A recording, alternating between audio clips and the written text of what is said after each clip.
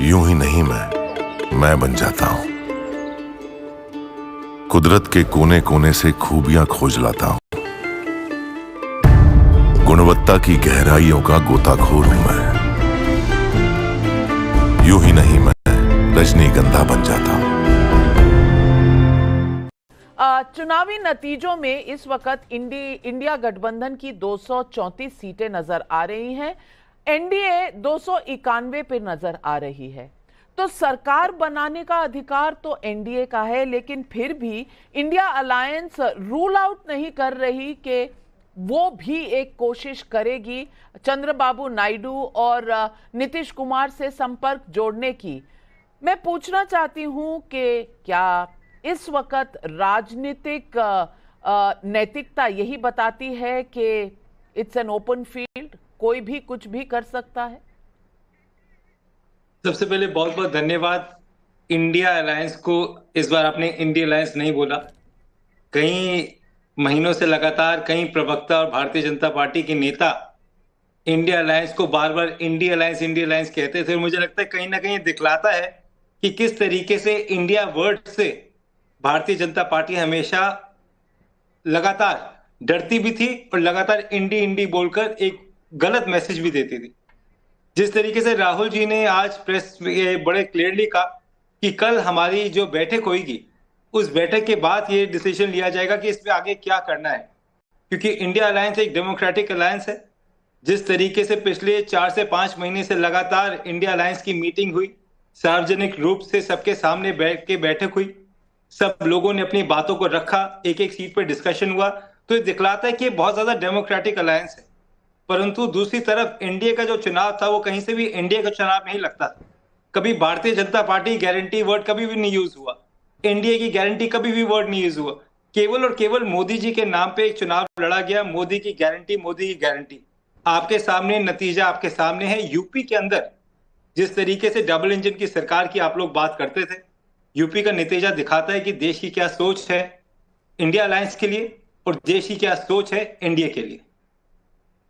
धनंजय गिरी जी जवाब देंगे आप। अभिषेक दत्त ने सवाल उठाए हैं। हालांकि मैंने पहले भी कहा, और अभिषेक जी मैं आपको बता दूं, मैं हमेशा इंडिया अलायंस कहती हूं और मैं बीजेपी की प्रवक्ता नहीं हूं।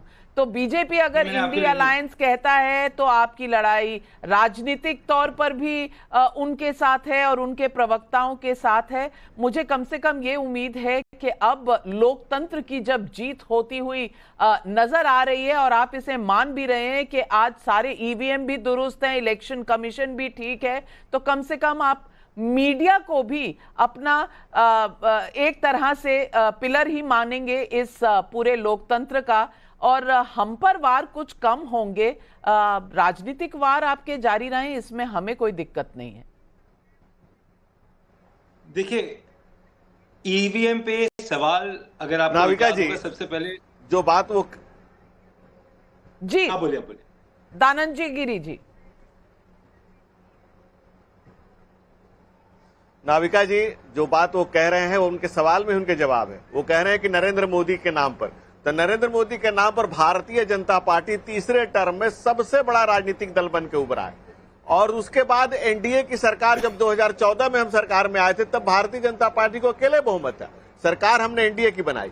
2019 में उससे बड़ा मैंडेट था, सरकार हमने एनडीए की बनाई।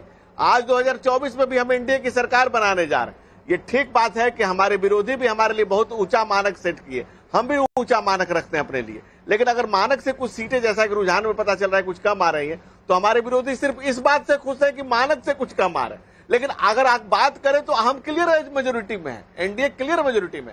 आप नरेंद्र मोदी की बात करें तो नरेंद्र मोदी के नाम पर जितनी सीटें आई है उसके 1/3 सीटें किसी पार्टी के पास नहीं आई है।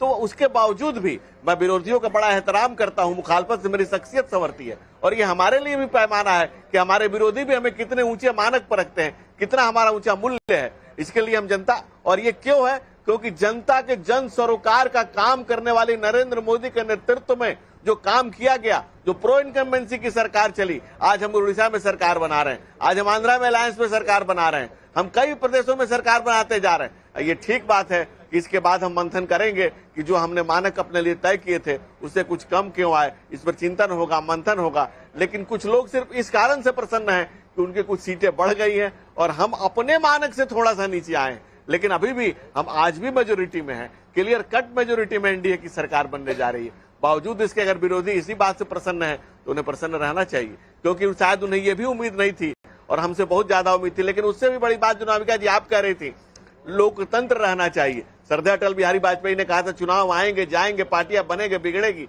इस देश का लोकतंत्र रहना चाहिए। विपक्ष ने जिस तरह से संवैधानिक संस्थाओं पर हमला किया, चुनाव आयोग पे हमला किया, बेजुबान मशीन पे हमला किया, और जो लोग 4-4 चुनाव हारे, 14, 17, 19, 22, सही कुछ सीटें मिल गई। सही कहा आपने। लेकिन मेरे साथ इस वक्त अनुराग भदौरिया जी भी हैं, जिनका हरा कुर्ता आज इस कदर चमक रहा है कि पंजाबी में कहूं तो लिशके मार रहा है। अनुराग भदौरिया जी, बहुत बढ़िया परफॉर्मेंस रही समाजवादी पार्टी की उत्तर प्रदेश में, और एक तरह से आपने बीजेपी की पांव तले जमीन खींच ली उत्तर प्रदेश में।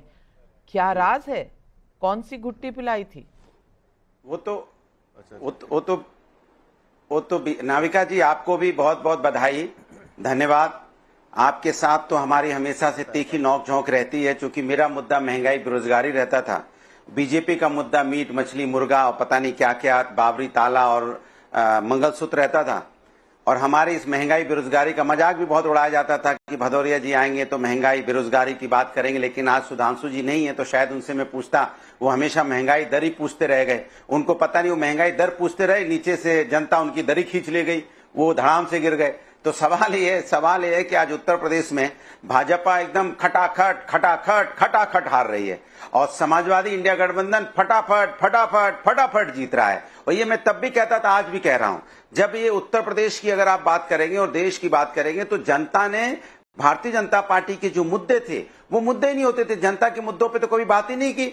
जैसे हमेशा व्यंग्यात्मक होते थे, इंडिया गठबंधन को इंडिया अलायंस, पता नहीं क्या क्या जो इनके प्रवक्ता आते थे, आज नहीं है, कुछ आज दिखाई भी नहीं पड़ रहे। पता नहीं नाविका जी, आप तो जानती होंगी उनको, वो तो कंट्रोल भी करते हैं। नहीं नाविका जी, ये सवाल पूछिए। नहीं नाविका जी, वो सवाल पूछिए तो कम से कम आप पे भी कंट्रोल कम होगा, नजर आ रही है। आप लोगों को थोड़ी फ्रीडम रहेगी। अमित शाह जी और राजनाथ सिंह जी खड़े हैं वहां, प्रधानमंत्री किसी भी वक्त वहां आने वाले, इसलिए प्रवक्ता जो रोज रहते हैं वो आज वहां प्रधानमंत्री के इंतजार में अपने कार्यालय में, और उधर प्रधानमंत्री की गाड़ी बीजेपी के कार्यालय में आती हुई नजर आ रही है। अगर हम देखें तो वहां जन सैलाब नजर आ रहा है, और ये तीसरी बार मोदी सरकार का एक तरह से अनाउंसमेंट कर दिया है प्रधानमंत्री नरेंद्र मोदी ने अपने ट्वीट रखकर।